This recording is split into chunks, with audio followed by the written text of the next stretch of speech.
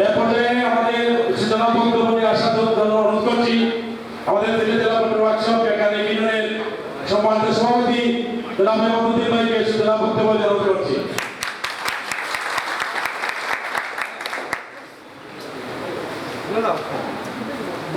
বিসমিল্লাহিররহমানিররহিম।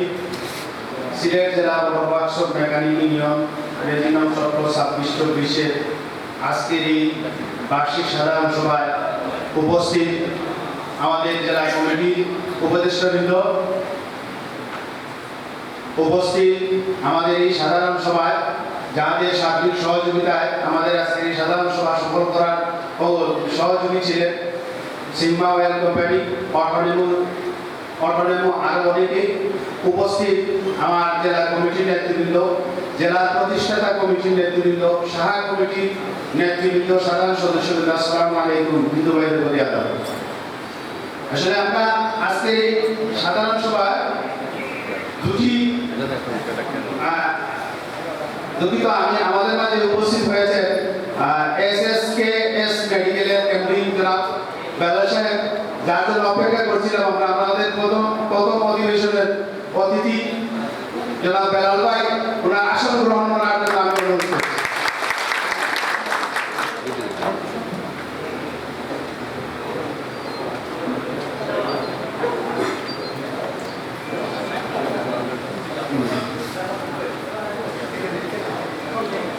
আবার ধন্যবাদ সবাইকে। আমি আমার এই প্রথম অধিবেশনের সূচনা বক্তব্য আপনাদের সামনে উত্থাপন করব। আমরা আমাদের সংগঠনের মূল যে দ্বিতীয় অধিবেশনে আমাদের সংগঠনের পরবর্তী কার্যক্রম আমি আমার পরবর্তী বক্তব্যে আমি তুলে ধরব। আমরা এখানে আজকে যাদেরকে অতিথি হিসাবে ডেকে এনেছি, যেমন এসএসকেএস মেডিকেলের এমডি, ওনার সাথে আমরা আমাদের জেলা কমিটির উপদেষ্টা এবং আমরা জেলা কমিটির নেতৃবৃন্দরা আলোচনা করে আজকে ওনাদেরকে আমরা দাওয়াত করেছি। আমরা মেকানিকরা খেটে খাওয়া মানুষ, আমাদের ফ্যামিলি আত্মীয় স্বজন এদেরকে ওই যে ডেলিভারির বিষয়ে অনেক ওই যে সিআরিয়ান অনেক টাকা খরচ হয় সিজার করতে। সেই সুবাদে আমরা ওনাদের সাথে আলোচনা করেছি যে আমাদের মেকানিকদের এই ওনার মেডিকেলের মাধ্যমে ওনার প্রায় 15টা কোনো শাখা আছে, ওই শাখার মাধ্যমে আমাদের মেকানিকদেরকে সহযোগিতা করার জন্য ওনার কাছ থেকে আমরা সে কথা শুনবো। আমরা প্রথম অধিবেশনে আমাদের এই যে মেডিকেলের বিষয়টা ওনাদের কাছ থেকে আমরা শুনবো।